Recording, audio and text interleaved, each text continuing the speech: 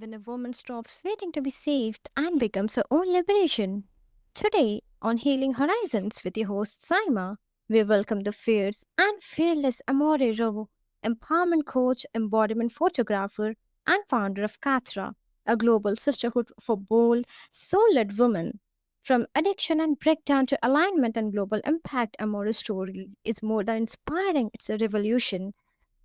So, this is your invitation to reclaim your fire, your truth, and your place in the world. Amore, well, welcome to the show.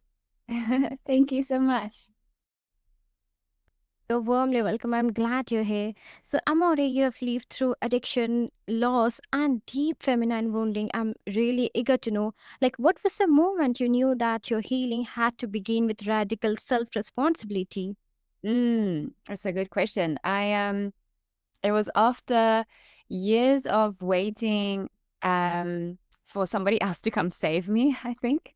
It was a childhood that as many has have gone through troubled childhoods. I also had one like that. And I think after years of um finding it really hard to overcome my difficulties, I was constantly sort of feeling at the mercy of what's being done to me. And I was stuck in a victimization mode of waiting for somebody to come and save me or rescue me or Mm.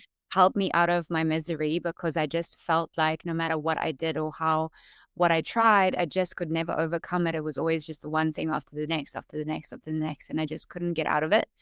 And after trying to look for healing in what society advocates for, which is drinking and cigarettes and not a healthy lifestyle necessarily to try and help you get better. It's always just like have a glass of wine and feel better for the moment just to get through the day. After years of sort of trying to control food and going through addiction with alcohol and substances and love and trying all these different things to help me make me feel better. It came to a rock bottom point after many years of doing that and finding that no one's coming. No one's coming to rescue me. No one's coming to save me. It's not going to just get better by me waking up one day and life's going to be better. I'm going to have to take some responsibility for that. And it's only came very much later when I had a really bad car accident um, when I was drunk driving and it was at 25 years old. So it took quite a while for me to have that moment, but that's when I started realizing, okay, I need to do something. I was massively in debt. I just had bought the car and I had it for 2 months and then wrote it off completely and then was in debt. And then I was sort of stuck, like, what do I do now? And I Mhm. took out a loan from the bank and flew across the world to France to try and get a job in yachting to make my debt back and also just to do something about my life because I was going nowhere slowly and I realized in that moment I'm gonna have to take my power back in some way. Mhm. Oh, Amor, it's really powerful. It's like incredibly powerful to hear that how you recognize the turning point, like Mm. radical self responsibility. It isn't easy and it takes so much courage, especially in the face of everything you have lived through. Yeah, that's it's exactly it's not easy. It requires a lot of radical honesty, self-reflection, a lot of awareness. And those are things I really didn't have, like at that point I had zero self-awareness. I was so stuck in my problems that it was really hard for me to see outside of that and to see the impact that I was having in other people's lives and how it was affecting other people's lives. And yeah, as you say, it's not an easy feat when life feels really tough to have that type of courage to then dig deep and figure out something to do that yeah, as no one is coming, there's no one rescuing you and yeah, and I didn't have a degree or anything to for a job. I was pretty helpless at that point. Hmm. So, how do you hold the compassion for the past version of you, while still demanding more from yourself now? Mm. Yeah, it's compassion is necessary. Otherwise, I won't be able to have gratitude for where I'm at today, and then it will take me out of take me out of the present moment. So I practice compassion for myself for where I've gone, especially when I realize where I am today.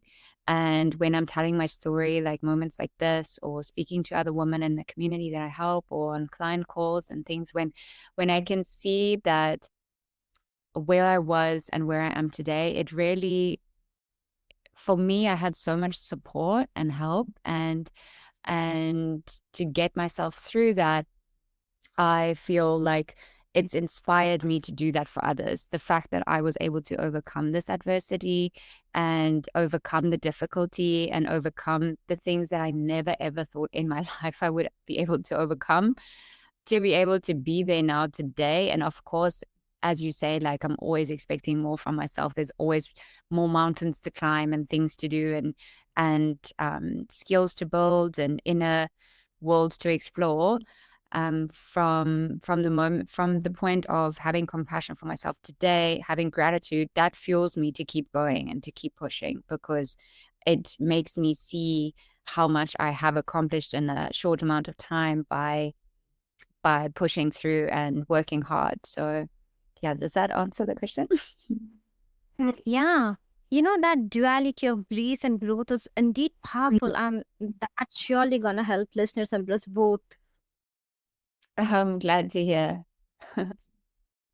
Now, like you often speak of sobriety as a spiritual awakening, not just abstinence. So, like, what's a deeper transformation that sobriety made possible for you? Yeah, so for me, giving up alcohol was really the beginning. I didn't realize at the point for me when I got sober, I felt like alcohol was the cause of all my problems. Of course, I had very little awareness of how alcohol was actually just a coping mechanism and a way for me to deal with the things that was going on within me.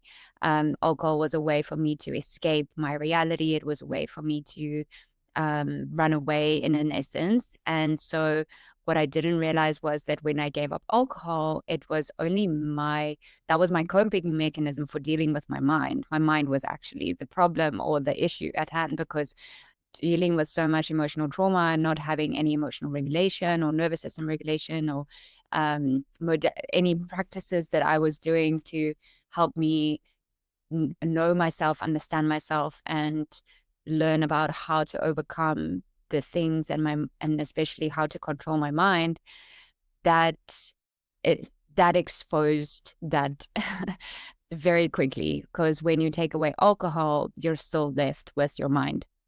And so at the first few years were really tough, especially, yeah, when you give up alcohol, you become aware of all these other things. And quickly started to realize that I was also had a eating disorder.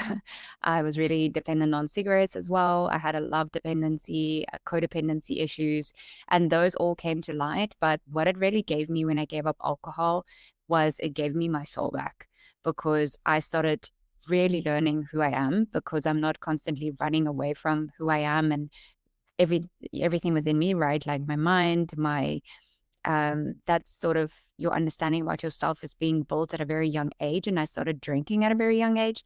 So I didn't really get to know who I am. So when I stopped drinking and I could explore all parts of me, the good and the bad, the ugly, the parts I didn't like, the parts I did like, and I could really sit with myself within that for years, it made me love who I am. So I feel like it brought me home to myself. Oh, thank you for sharing that so raw, and it's beautiful to hear that how sobriety became a doorway, not just a destination, and like that deeper transformation you have described, it sounds like it changed not only how you see yourself, but how you relate to the world, right? Mm-hmm. 100%. And I feel like when you learn about yourself, the more self awareness you gain within, the more you gain without. I always feel like the more compassion I can hold for myself, the more grace, the more love, the more kindness, the more forgiveness, which is a big one for me. it makes me also hold that with others the more. But then the same with the bad, the more judgment I have, the more perfectionism I hold for myself, or the high standards I hold for myself. It's really a mirror for what we seek in others as well. So I feel like the deeper you go in your exploration, and the deeper you can hold your own shame and pain, you can really hold that space for others too. And it brings you more compassion and kindness and love for others. And it closes that gap between separating us from everyone else, which I think is the main, the biggest gift in life, is when we can see that we are all one and we're all connected, really. Oh, I completely agree, Amore. Now, Kathara isn't just a brand, right? It's a movement. So please share that. How do you help women, shift from survival mode into soul-aligned leadership? Thank you. Yeah, Kathara is a beautiful, another spiritual awakening of mine, I think, that I had last year. It's a culmination of me hiding my spirituality, I think, from the world for many, many years. I it's been a struggle of mine to fully live my purpose. But Kathara, in the way that it's a movement, is I really advocate for women to reclaim their sense of empowerment, their self-empowerment, and for themselves to become self-led, to be able to make choices without other people's influence, by understanding your own beliefs, your values, your morals, who you are, the facets of you that you like, the parts of yourself that you don't like, being so equipped with knowledge of yourself that you're able to go into the world and be armed with facts about the things that you value in your life, so that when the boss comes to you and says he isn't giving you a raise, you understand your worth, you know what you are, you know what you want, and you can go back and you can say, listen, this is what I've put in, this is who I am worthy of more. And you can hold that space within yourself and for yourself. And even when other people, like anything that comes to us from society or the government, or um things that we take sort of at face value, the bottle of the milk says no preservatives in it, but that there's something in there that you read on the back that says there's a preservative. It's just being able to make choices from a place of full self, yeah, I don't know, self-actualization, in a way that you can really advocate for your living your best life with so much intentionality, and yeah, that you can just live your life on your own terms, knowing that you're in charge of your life. And I think that's the biggest gift that women can have, is to feel like they are not the victim of their own life, and they don't have to blame anyone else for where they are, and they can just make choices with full ownership. I think it's such a gift to be so empowered. That's such a powerful reframe, Amore. Like, and I can already feel how much heart and intention is behind Kathara.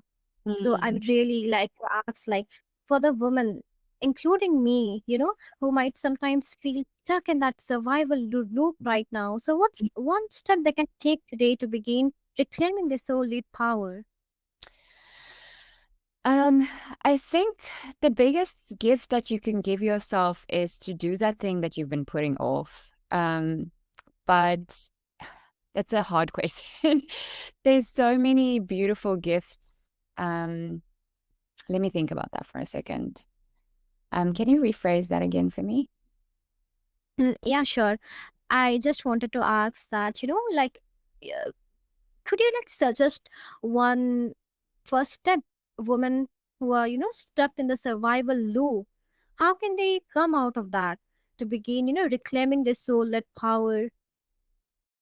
Hmm.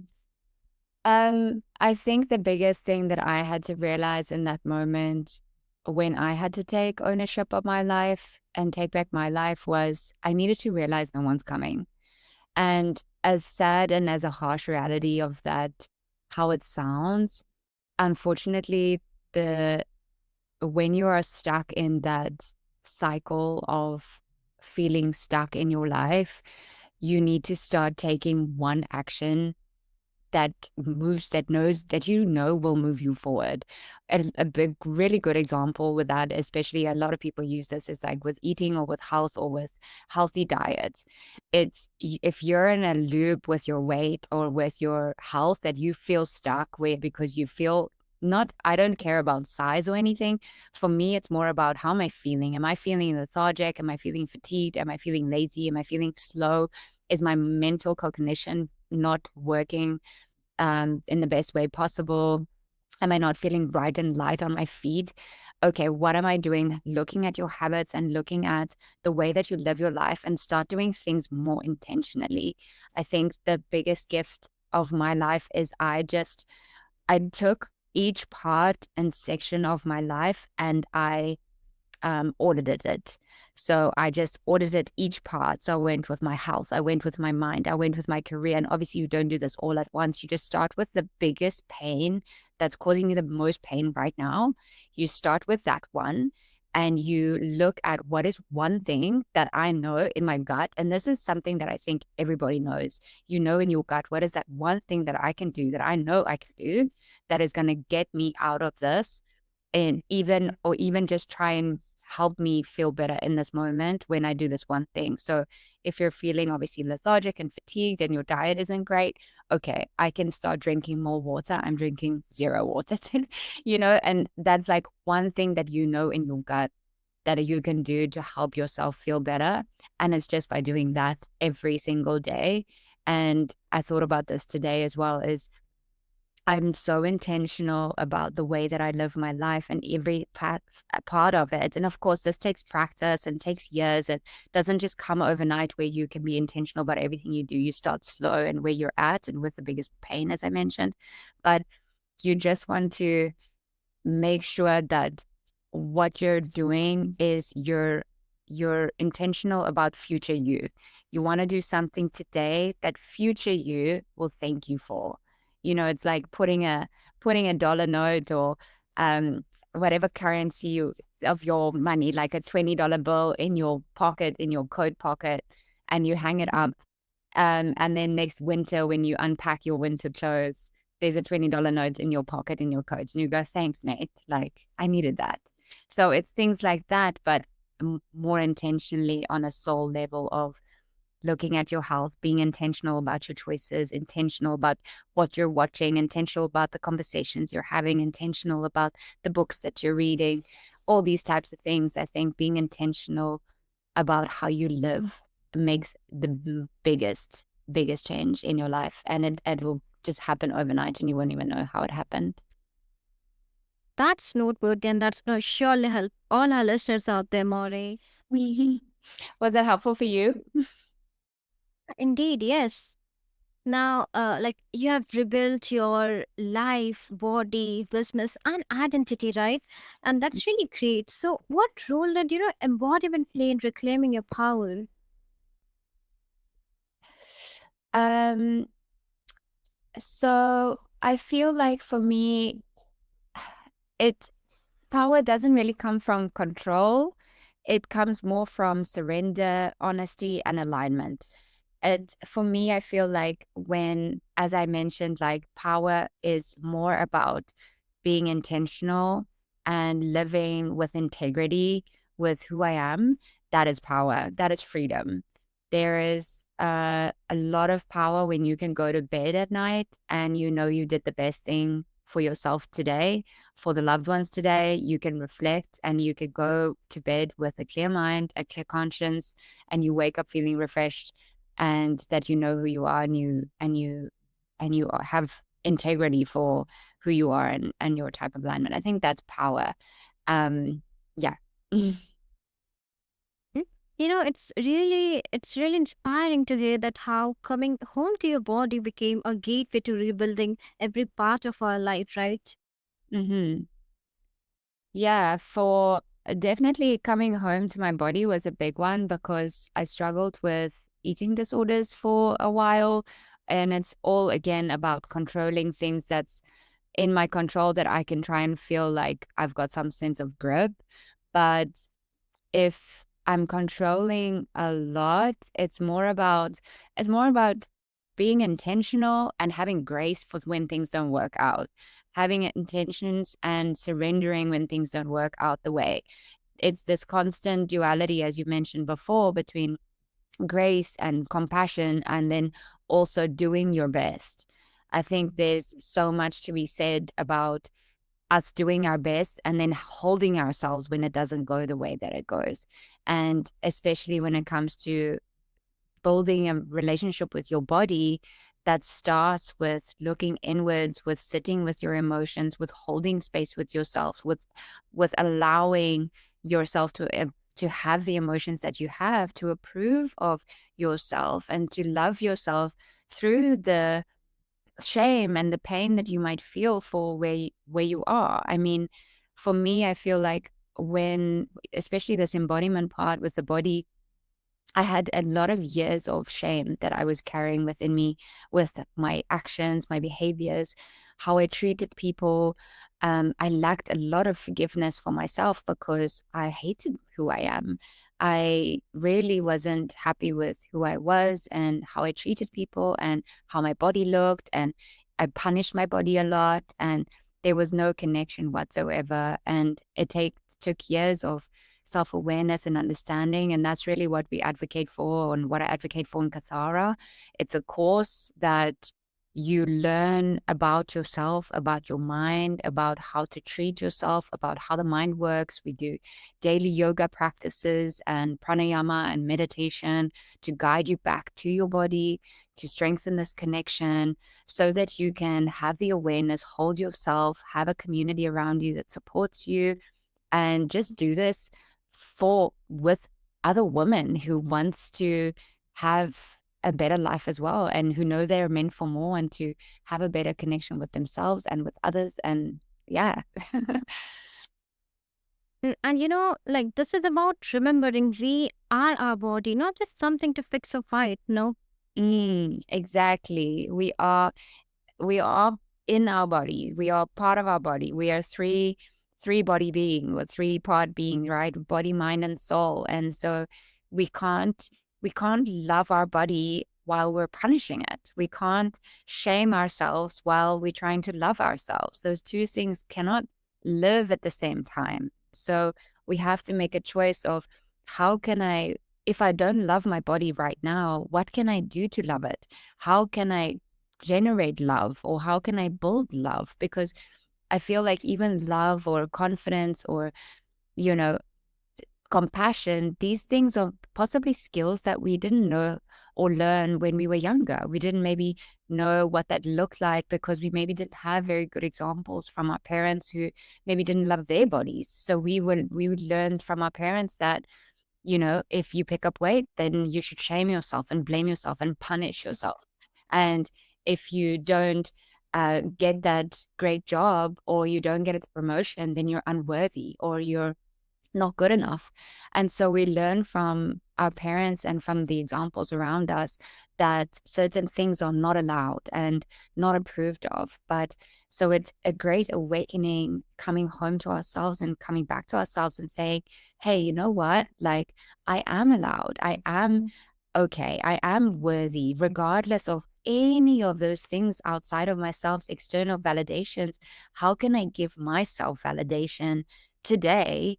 And what can I do to validate myself today, even if it's the smallest of things, just to build that skill that you don't yet have? And that takes time. But when you have a community around you and you have support around you and you have women who's advocating for you to keep going, and you start noticing that your relationship with yourself gets better and other people get better around you, I mean, that's reason enough to keep going.